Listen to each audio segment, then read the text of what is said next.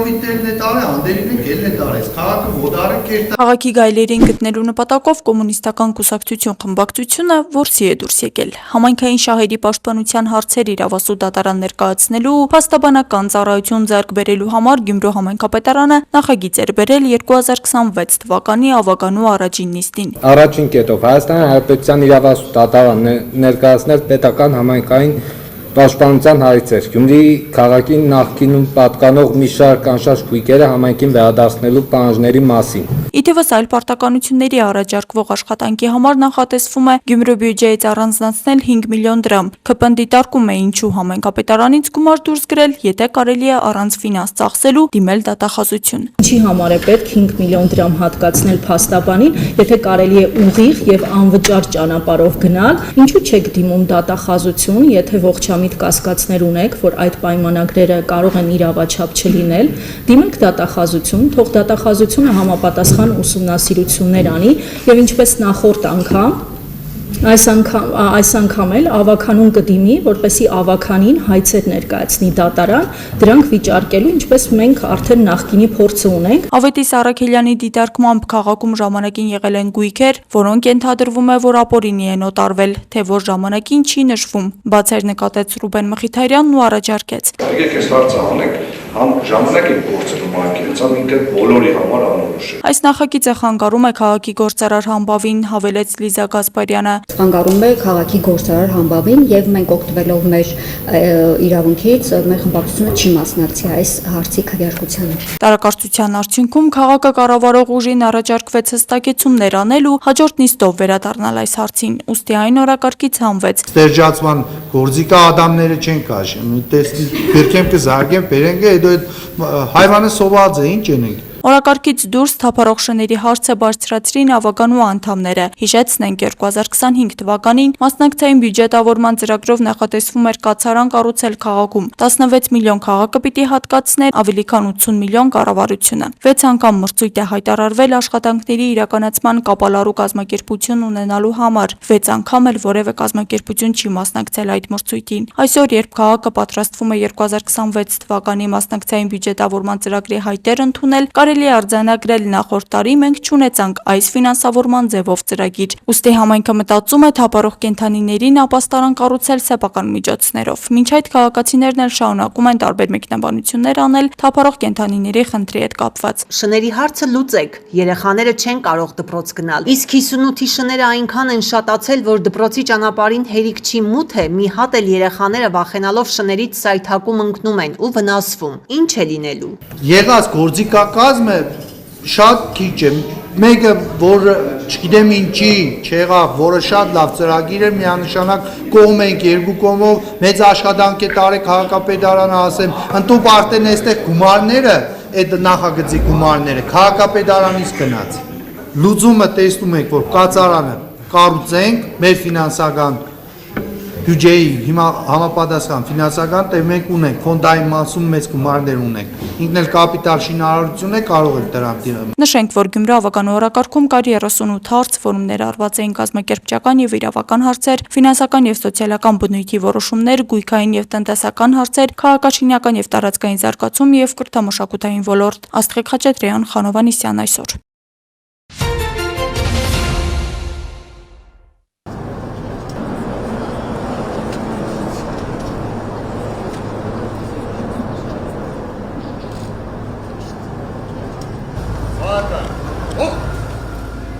Փետրվարի 9-ին տեղի է ունեցել Հայաստանի Հանրապետության վարչապետ Նիկոլ Փաշինյանի եւ պաշտոնական այցով Հայաստան ժամանած Ամերիկայի Միացյալ Նահանգների փոխնախագահ Ջեյմս Դիվենսի հանդիպումը։ Վարչապետը եւ Ամերիկայի Միացյալ Նահանգների փոխնախագահը նախ ողջունել են երկու երկրների պատվիրակությունների անդամներին, այնուհետև տեղի է ունեցել Նիկոլ Փաշինյանի եւ Ջեյմս Դիվենսի առանձնազրույցը։ Հաջորդիվ քննարկումները շարունակվել են ընդլայնված կազմերով։ Հարգելի պարոն փոխնախագահ, ողջունում եմ ձեզ եւ ձեր գլխավորած պատվիրակությանը Հայաստանի Հանրապետությունում։ Ձեր այցը հիրավի պատմական է, որովհետեւ դուք Միացյալ Նահանգների առաջին փոխնախագահն եք եւ Միացյալ Նահանգների ամենաբարձրաստիճան պաշտոնյան, ով երբևէ այցելում է Հայաստանի Հանրապետություն եւ սա կարծում եմ Վարչապետ Նիկոլ Փաշինյանի եւ ԱՄՆ փոխնախագահ Ջեյմս Դիվենսի հանդիպումից հետո տեղի է ունեցել Հայաստանի Հանրապետության եւ Ամերիկայի Միացյալ Նահանգների միջև փաստաթղթի ստորագրման արարողությունը։ Վարչապետ Նիկոլ Փաշինյանը եւ ԱՄՆ փոխնախագահ Ջեյմս Դիվենսը ստորագրել են միջուկային էներգիայի խաղաղ նպատակներով օգտագործման ոլորտում Հայաստանի Հանրապետության կառավարության եւ Ամերիկայի Միացյալ Նահանգների կառավարության միջև համագործակցության մասին համաձայնագրի բանակցությունների ավարտի վերաբերյալ համատեղ հայտարարությունը։ Այնուհետև Նիկոլ Փաշինյանը եւ Ջեյմս Դիվենսը հանդես են եկել հանդիպման արդյունքներն ամփոփող հայտարարություններով։ Հարգելի պարոն փոխնախագահ, 2025 թվականի փետրվարի 7-ին Սպիտակ տանը մեր ունեցած առաջին հանդիպումը շատ կարևոր նշանակություն ունեցավ հետագա իրադարձությունների համար։ Օգտվելով առիթից ցանկանում եմ եւս մեկ անգամ արտահայտել Հայաստանի Հանրապետության կառավարության երախտագիտությունը Ամերիկայի Միացյալ Նահանգների նախագահ պարոն Դոնալդ Թրամփին ու նաև ձեզ 2025 թվականի օգոստոսի 7-ին տեղի ունեցած Վաշինգտոնի խաղաղության գագաթաժողովի կազմակերպման համար, որով մենք լուրջ զարկ տվեցինք Հայաստան-ԱՄՆ երկկողմ հարաբերություններին, ինչպես նաև նախագահ Թրամփի անձնական ներգրավվածությամբ Հայաստանի եւ Ադրբեջանի միջև հաստատվեց խաղաղություն։ Վաշինգտոնյան խաղաղության գագաթնաժողովից հետո ես եւ նախագահ Ալիևը նախագահ Թրամփին համատեղ նամակով առաջադրել ենք խաղաղության Նոբելյան մրցանակի եւ մեծ հույս ունեմ, որ նախագահը արդարացիորեն կարժանանա 2026 թվականի խաղաղության Նոբելյան մրցանակին։ Փոխնախագահ Ջեյ Դիվենսի այցն առանցքային նշանակություն ունեցող քայլ է խաղաղության ինստիտուցիոնալացման եւ Հայաստան Միացյալ Նահանգներ ռազմավարական գործընկերության ընդլայնման ճանապարհին։ Պարոն Վենսին ներկայացրել եմ Հարավային Կովկասում ընթացող դրական գործընթացները, ինչպես նաև օրեր առաջ Աբու Դաբիում եւ Ադրբեջանի նախագահի միջև տեղի ունեցած քննարկումների մանրամասները, որոնք ուղղված էին մեր երկրների միջև խաղաղության ամրապնդման հնարավոր նոր քայլերի։ Այս առիթով վերահաստատել եմ նաև Հայաստանի հանձնառությունը աջակցելու ԱՄՆ կառավարության խաղաղության եւ խաղաղարար առաքելությանը, այդ թվում խաղաղության խորհրդի գործունեությանը, որի կանոնադրությունը պատիվ եմ ունեցել ստորագրել սույն թվականի հունվարի 22-ին Դավոսում կայացած հանդիսավոր արարողության շրջանակներում։ Ուզում եմ նաև նշել, որ ստացել եմ եւ սիրով ընդունել եմ նախագահ Թրամփի հրավերը սեպտեմբերի 19-ին մասնակցելու խաղաղության խորհրդի առաջին նիստին։ Իսկ փոխնախագահի հետ երկուստեք ընդգծել ենք Վաշինգտոնի խաղաղության գագաթաժողովի ամենակարևոր ձեռքբերումներից մեկի՝ Թրամփի ուղի հանուն միջազգային խաղաղության եւ բարեկեցության նախագծի հետեւողական իրագործման կարևորությունը համաձայն սույն թվականի հունվարի 13-ին Հայաստանի արտաքին գործերի նախարարի եւ ԱՄՆ պետքարտուղարի միջև ստորագրված TRIP ծրագրի իրագործման շրջանակի։ Վերահաստատել են, որ այս ծրագիրը բացի խաղաղության լրջագույն դիվիդենդներից ունենալու է նաև տարածաշրջանային եւ գլոբալ նշանակություն, զարգացնելով արևմուտքից արևելք անխոչնդոտ հաղորդակցությունը։ Մեր գոհունակությունն ենք արտահայտել ծրագրի իրականացման նախապատրաստական աշխատանքների, ինչպես նաև օրերս մեկնարկած տեխնիկատնտեսական ուսումնասիրությունների ընթացքի կապակցությամբ։ Պարոն Վենսի հետ քննարկել ենք նաև տարածաշրջանի ամբողջական ապաշրջափակման հեռանկարները, որպես Հարավային Կովկասում կայունության եւ խաղաղության կարևորագույն գրավականներ։ Կարծում եմ, այս համատեքստում մեծ կարևորություն ունի նաև Հայաստան-Թուրքիա կարգավորման գործընթացում ընթացող երկխոսության իր տրամաբանական հանգրվանին հասնելը, այդ թվում Գյումրի-Կարս երկաթուղու բացումը։ Նախագահ Թրամփը եւ վարչապետ Փաշինյանը իրար հետ շատ մեծ բանի են ասել, խաղաղությունը չի կերտվում զգուշ մարդկանց կողմից, խաղաղությունը անցյալում չի կերտվում, խաղաղությունը կերտվում է ապագայում, եւ քանի որ վարչապետը այսպիսի մեծ առաջընթաց է ունեցել իմ հետ աշխատելով եւ նախագահի հետ աշխատելով, մենք ոչ միայն խաղաղություն ենք Հայաստանի համար կերտում միասին, այլ նաեւ բարգավաճում ԱՄՆ-ի հետ միասին։ Այսօր մենք ուզում ենք հայտարարել այնպիսի այնպիսի բաներ, որոնք որ առանց ձեր առաջատարության, առանց ձեր հանձնառությունների հնարավոր չէր լինի, ինչպես նաև առանց մեր երկրի նախագահի առաջատարության։ Ես իրոք հավատացած եմ, որ այսօր մի նոր սկիզբ է Հայաստանի եւ Միացյալ Նահանգների գործընկերության համար։ Ես ուզում եմ մի քանի բան հայտարարեմ, պարոն վարչապետը արդեն դա նշեց, բայց երես անգամ ընդգծեմ եւ կշարունակ, թե ինչի վրա ենք շարունակելու աշխատել։ Նախ եւ առաջ, ինչպես նա նշեց, այս հիասքանչ տեխնիկական համաձայնագիրը ԱՄՆ-ն հպարտորեն մի շարք արտոնագրեր հաստատեց Nvidia ընկերության համար։ Դա ինչ է նշանակում։ Նոր շուկաներ, նոր աշխատանք, ինչպես ամերիկյան աշխատուժի եւ ընկերությունների համար, այլ նաև Հայաստանի։ Սա չիպեր են, որ աշխարհի երկրների մեծ մասում չկան, գոյություն չունեն, չեն էլ կարող լինել։ Հիմա այստեղ կառուցվելու են եւ արդեն կառուցվում են այստեղ Հայաստանում վարչապետի առաջատարության հետևանքով եւ իրոք շատ շնորհակալ ենք վարչապետին եւ Հայաստանի ժողովրդին նաեւ հապարտ ենք հայտարարելու, որ մեր պետությունները ավարտել են 1-2-3 քաղաքացիական միջուկային էներգիայի ոլորտում եւ որ սա արդեն հունի մեջ մտնի, սա մի ճանապարհ կբացի ամերիկյան եւ հայկական ընկերությունների համար ապագա ծրագրերի։ Սա ամբողջ աշխարհի հնագույն քրիստոնյա ազգերից, պետություններից մեկն է։ Ես ինքս անձամբ քրիստոնյա եմ եւ ես գիտեմ, թե այս երկիրը ինչ է նշանակում ամբողջ աշխարհի համար եւ այն կրոնի համար, որ մենք երկուսով դավանում ենք։ Պարոն վարչապետ, շատ շնորհակալություն ձեր համագործակցության համար։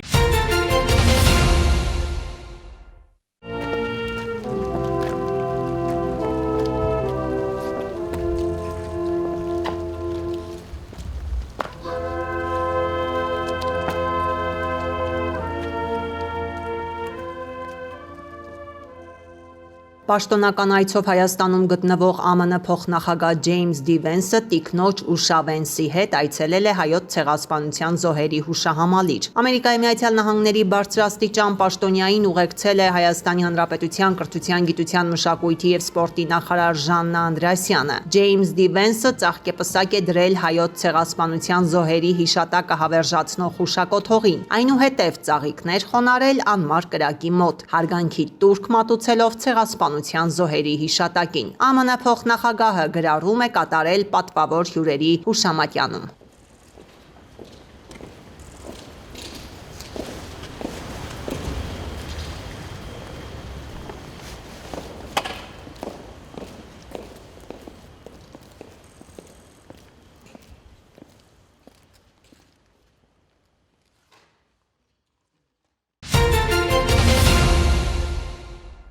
Վարչապետ Նիկոլ Փաշինյանն ընդունել է Nvidia ընկերության փոխնախագահ Ռիև Լեբարեդյանին։ Զրուցակիցները քննարկել են Firebird ընկերության կողմից Հայաստանում արհեստական բանականության գործարան եւ տվյալների կենտրոն կառուցելու նախագծի իրականացման ընթացքին վերաբերող հարցեր։ Ռիև Լեբարեդյանը նշել է, որ կենտրոնի կառուցման աշխատանքներն ընթացքի մեջ են։ Այս առումով կողմերը կարևորել են Nvidia ընկերության արտադրած գերհզոր չիպերի հերթական խմբաքանակի արտահանման թույլտվությունների տրամադրումը։ Նիկոլ Փաշինյանը եւ Ռիև Լեբարեդյանն անդրադարձել են Հայաստանում տեխնոլոգիական ոլորտի հետագա զարգացմանը, պետական կառավարման համակարգում արդյունավետությունը բարձրացնելու նպատակով արհեստական բանականության ներդրմանը վերաբերող հարցեր։ Վարչապետն այդ առումով ընդգծել է մասնավոր հատվածի կողմից աջակցության տրամադրման անհրաժեշտությունը։ Ռիև Լեբարեդյանը ներկայացրել է նաև Հայաստանում տեխնոլոգիաների ոլորտում կրթական ծրագրի իրականացման նախագիծը։ Վարչապետ Փաշինյանը ողջունել է գաղափարը եւ հայտնել կառավարության աջակցությունն այն կյանքի կոչելու գործում։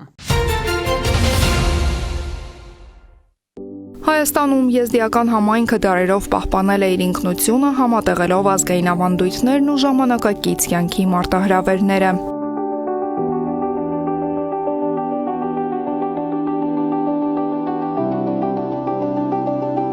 Այս շաբաթ ևս խորհրդարանը դարձավ բաց երկխոսության հարթակ, հյուրընկալելով Հայաստանում եզդիական համայնքի ներկայացուցիչներին։ Ազգային ժողովի մարդու իրավունքների պաշտպանության եւ հանրային հարցերի մշտական հանձնաժողովի նախագահի տեղակալ Ռուստամ Բաքոյանի հետ հերթական հանդիպմանը ներկա են եզդիական հոգեվոր խորհրդի եւ Եզդիների ազգային միություն հասարակական կազմակերպության ղեկավարները, ապրիլյան պատերազմում զոհված Քյարամ Սլոյանի մայրը, Քյարամ Սլոյանի անվան կամավորական ջոկատի մարտիկները, ինչպես նաեւ վարչական շրջանների ղեկավարներ։ Այս Հանդիպումը եւս մեկն էր նրանցից, որը թույլ տվեց լսել համայնքի խնդիրները, ապագայում դրանք ոլորտային պատասխանատուներին հասցեագրելու համար, նշում է падգամավորը։ Քանի որ եզդիական համայնքը բավականին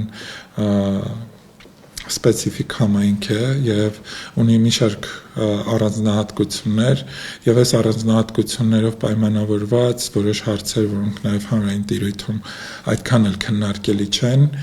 մենք հանդիպում ենք ունենում եւ այս հարցերը քննարկում ենք, որպեսզի նաեւ ես որպես համայնքի ներկայացուցիչ այդ հարցերը կարողանամ փոխանցել կառավարության մեր գործընկերներին եւ իրենց դիրքորոշումը փոխանցել։ Իսկ ինչ գործուն քայլեր են անհրաժեշտ եզդիական մշակույթի պահպանման ու զարգացման համար, այս հարցին եւս անդրադարձավ Բաքոյանը։ Մենք գիտենք, որ եզդերենը խոցելի է եւ եզդերենի պահպանման համար գործուն քայլեր պետք է ձեռնարկվեն։ Ուրախությամբ պետք է նշեմ, որ կրթության, գիտության, մշակույթի, սպորտի նախարարի կողմից կա բավական մեծ կամք այս ուղղությամբ աշխատանքներ իրականացնելու եւ մենք միասին քննարկումներ ենք ունեցել, այդ թվում նաեւ մանկավարժական համալսարանում եզդերենի ամբիոնի ձևավորման։ Համայնքին բնորոշ խնդիրներից բացի ներկաներին այլ հարցեր եւս հետաքրքրեցին։ Բարբերաբար հարց է հնչում Հայաստանի Հանրապետության վարչապետ Նիկոլ Փաշինյանը ինչպիսի վերաբերմունք ունի եզդիական համայնքի նկատմամբ, որովհետև շատ հաճախ նաև գտնում են մարդիկ, ովքեր փորձում են ապատարեկատվություն տարածել, պատասխանը պարզապես շատ ակնհայտ է, ես եզդիական համայնքի ներկայացուցիչներին ներկայացրեցի հակիրճ այն արված աշխատանքները, որոնք գործող իշխանությունների կողմից են նախաձեռնվել։ Սա խոսում է այն մասին, որ գործող իշխանությունների կողմից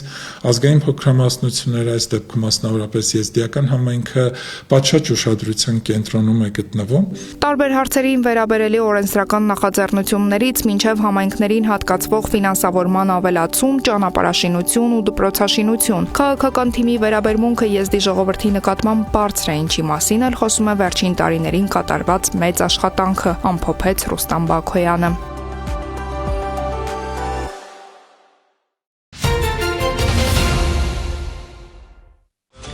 Ռուսաստանը պատրաստ է քննարկել Երևանի հետ թրիփ նախագծին Մոսկվայի հնարավոր մասնակցության պարամետրերը, հայտարարել է Ռուսաստանի փոխարտգործնախարար Միխայիլ Գալուզինը։ Թրամփի ուղու վերաբերյալ մեր դիրքորոշումն արդեն սահմանել ենք, հայ-ամերիկյան նախաձեռնության մանրամասները դեռ պետք է ուսումնասիրվեն, հավելել է դիվանագետը։ Գալուզինը հիշեցրել է, որ Հայաստանի երկաթուղային ցանցը մինչև 2038 թվականը կառավարվելու է ռուսական երկաթուղիների դուստր ընկերության կողմից։ Երկիրն օգտագործում է ռուսական երկաթուղային գիծը, իսկ Իրանի հետ սահմանին տեղակայված են ռուս սահմանապահներ։ Հարկավոր է հաշվի առնել նաև Հայաստանի անդամակցությունը ԵԱՏՄ-ին, այս պայմաններում ակնհայտ է, որ մեր գործընկերները չեն կարող առանց Ռուսաստանի կարծիքի հայտնել փոխնախարարը։ Գալուզինը հավելել է, որ ատոմակայանի կառուցման հարցն էլ կարևոր տեղ է զբաղեցնում Մոսկվա-Երևան հարաբերությունների օրակարգում եւ պարբերաբար քննարկվում է տարբեր մակարդակներով։ Ռոսատոմը պատրաստ է հնարավորինս կարճ ժամանակահատվածում սկսել նախագծի իրականացումը, բնականաբար հաշվի առնելով մեր հայ ընկերների ցանկությունները, հուսալի ստուգված տեխնոլոգիաների, ինչպես նաև գրավիչ ֆինանսական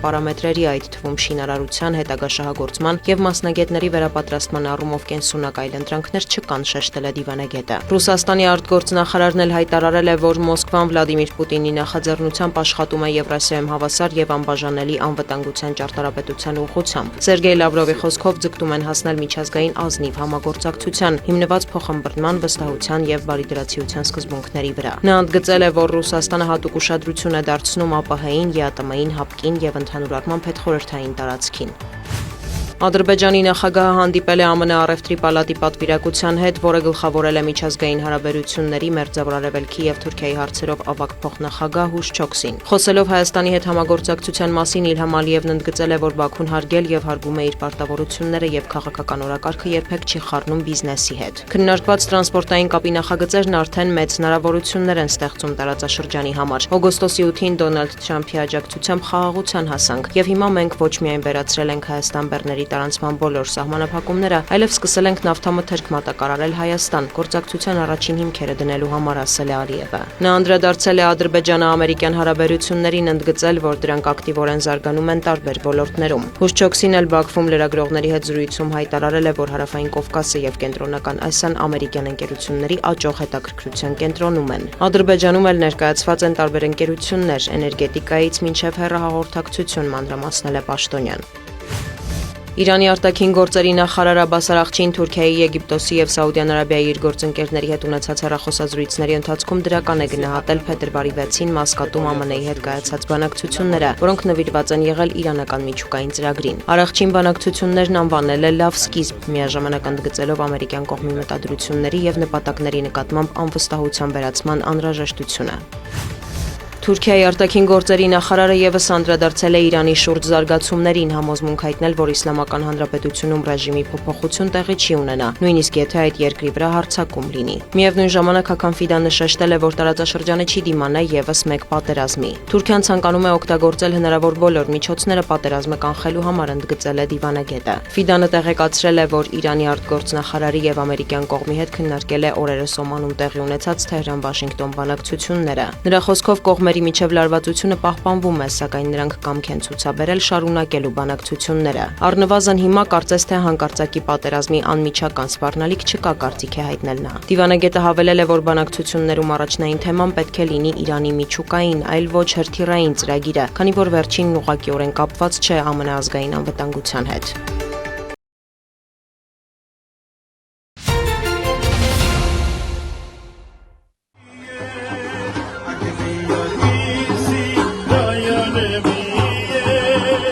Իրանը նշեց հեղափոխության 47-ամյակը, երրորդ տարին է արդեն Կապանում Իրանի Իսլամական Հանրապետության գլխավոր հյուպատոսարանը երկրի համար կարևոր պատմական այս իրադարձությունը տոնում է տարաբնույթ միջոցառումներով։ Այս անգամ այն ոչ պաշտոնական էր եւ առավել շատ մշակութային։ Հյուպատոսարանի դռները բաց էին բոլորի առջև։ Գլխավոր հյուպատոս Մորթեզա Աբեդին Բարամին անկեղծանում է, պաշտոնավարման վերջին տարիներին հասցրել է կապվել կապանցիների հետ։ Առաջին 2 տարին մենք կազմակերպել էինք Կապանի մշակույթի կենտրոնում եւ ավելի պաշտոնական էր միջոցառումը։ Բնականաբար այսօր ունենք պաշտոնական հյուրեր, բայց այս անգամ հաշվի ենք առել, որ մուտքը ազատ լինի բոլոր կապանցիների համար։ Դուք տեսնում եք, թե որքան ոգևորված են մարդիկ, եւ դա եւս մեկ անգամ ցույց է տալիս, թե ինչ սերտ հարաբերությունների մեջ ենք մարդկանց հետ։ Թե ինչպես սկսվեց հեղափոխությունը եւ ինչ տվեց երկրին, այս մասին ֆիլմ էր պատրաստվել, որը ներկայացվեց հյուրերի ուշադրությանը։ Այն պատմում էր, թե ինչպես ժողովրդական հեղափոխությունը հաղթեց 1979 թվականի փետրվարի 11-ին եւ սկսեց նշվել որպես Իրանի իսլամական հեղափոխության հաղթանակի օր։ Ապա երկրում անցկացվեց հանրաքվե, որի արդյունքում հռչակվեց Իսլամական Հանրապետությունը։ Ընդունվեց նոր սահմանադրություն, որով ամրագրվում էր, որ երկրում բարձրագույն իշխանությունը պատկանում է հոգեվորականությանը։ Հյուպատոսարանի ներսում թեմատիկ ցուցահանդես էր կազմակերպել նաև Թավրիզի պետական համալսարանի դասախոս Հաբիբ Դիդարը ուսանողների փայտից ու կերամիկայից պատրաստած աշխատանքներն է ներկայացնում կապանցիներին, կարևորելով երկու երկրների համագործակցությունը։ Համ սովորում են, համ աշխատում են մեր ուսանողները, ներկայացնում եւ շատ են ուզում, որ Կապանի արվեստագետների հետ միշտ կապ ունենանք։ Այսինքն հայկական քանդակ է, որ դուք ասում եք, այս քանդակը հայկական քանդակ է, այսի խաչ քանդակ է, ամենը հայկական բաներ են։ Թավրիզում ծնված մեծացած արծաթագործը Կապան է հասցրել հայկական նախշերով արծաթե ապրանքներ, որոնք նաև դրսում է ցուցադրում։ Զանազան երկրներում եվրոպական, Իսպանիա, Մադրիդ եւ Գերմանիա քանի քաղաքում Օթրիչ ցուցահանդեսներ ունեցել եմ։ Մեր աշխատանքը Վանի հայերը 1914 թվականին բերում են Թավրիզ քաղաքը եւ դեպի սկսում են գործել։ Հետո մենք շարունակում ենք հիմա։ Կապանցիներից շատերին էին գրավել հյուպատոսարանի բակում տեղադրված առատ տաղավարները, գորգեր, ձեռքի աշխատանքներ, կահկարասի, անուշեղեն, տնտեսական ապրանքներ, հյուրասիրություն։ Ցուցահանդես վաճառքը հարևան երկրի մշակույթին մոտենալու եւս մեկ հնարավորություն էր։ Շատ ուրախ ենք, թող անդադ կրկնվի, շատ լավ երևույթ է բոլորի համար, Աստծոն էլ շնորհավոր լինի։ Մեր հարևան երկիրն են։ Հալամ չեմ առել։ Առաջի անգամ եմ մասնակցում։ Լավ թե է։ Շատ։ Ինչով է տարբերվում նույնիսկ թեյից։ Իսկական ինքն է, էլի։ Չորնի բայխուի ճայը։ Հաճելի է։ Ես վատ պարսկական ապրանք չեմ տեսել։ Ես նապես չեմ գնում, որ ասենց ես առել եմ։ Ամեն ինչից էլ առել եմ։ Առիթից օգտվելով գլխավոր հյուպատոսից հետաքրքրվեցինք նաև նրա պաշտոնավարման ժամկետների ու նոր հյուպատոսի նշանակման մամուլում տարածվող լուրերով։ Ի վերջո հյուպատոսի փոփոխություն առաջիկայում նախատեսվում է, թե ոչ եւ ինչ կարծիք ունի նա այդ մասին։ Բնականաբար ամեն դիվանագետ իր պաշտոնավարման ժամկետն ունի։ Ես շատ երկրներում եմ աշխատել, բայց ինձ համար դժվար կլինի հեռանալ։ Կկարոտեմ Հայաստանի ժողովրդին։ Ամենայն անկեղծությամբ եմ ասում, երբ ավարտվի գործուղումս, հուսամ մեր արտաքին գործերի նախարարությունում կկարողանամ այնպիսի պաշտոն զբաղեցնել, որը կառնչվի Հայաստանի հետ։ Սյունիքի մարդկանց հետ կապված շատ լավ հուշերով եմ այստեղից գնալու։ Առայժմ դեռ ոչինչ պարզ չէ ժամկետների ու նոր հյուպատոսի նշանակման հետ կապված։ Ինձ հստակ դեռ չեն ասել։ Երբ տեղեկացնեն, բնականաբար պետք է թողնեմ պաշտոնս։ Հերմինե Միքայելյան, Ալեն Ծատրյան, Սյունիք լուրեր։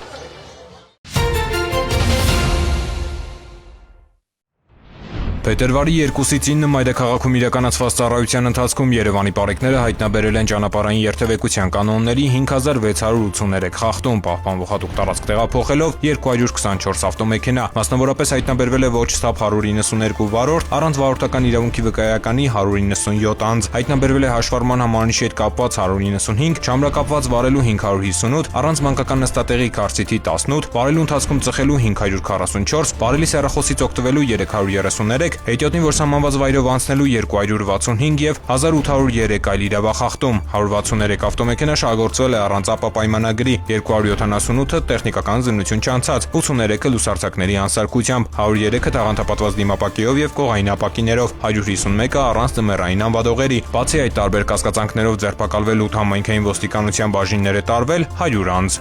Նույն ժամանակատվածում մարզերում պարեկները հայտնաբերել են ճանապարհային երթևեկության կանոնների 14514 խախտում, պահպանվող հատուկ տարածքներ տեղափոխելով 248 տրանսպորտային միջոց, հայտնաբերվել է ոչ ստապ 218 վարորդ, առանց վարորդական իրավունքի վկայականի 447, կեղծ վարորդական իրավունքի վկայականով երթևեկող 22 անձ, հայտնաբերվել է նաև հաշվառման համարնիշի հետ կապված 132, չամրակապված վարելու 3489, առանց մանկական նստատեղի քարսիթի 161, վարելու ընթացքում ծխելու 449, վարելի սեռախոսից օգտվելու 608, հետիոտնին, որ սահմանված վայրով անցնելու 76, արագության գերազանցման 1910 եւ 4247 այլ իրավախախտում, 411 ավտոմեքենա շահագործվել է առանց ԱՊԱ պայմանագրի, 1162-ը տեխնիկական զննություն չանցած, 762-ը լուսարձակների անսարքությամբ, այդ թվում 32 բեռնատար, 203-ը տաղանդապատված դիմապակեով եւ կողային ապակիներով, 485-ը առանց ձմեռային անվադողերի, 21 վարորդու գանվել է վարելիս նվագարկչի ստանդարտին չհամապատասխանող լրացուցիչ ուժեղացուցիչներ օգտագործելու համար։ Բացի այդ, տարբեր կասկածանքներով ձերբակալվել ու համայնքային ոստիկանության տարածքային բաժիններ է տարվել 52 անձ։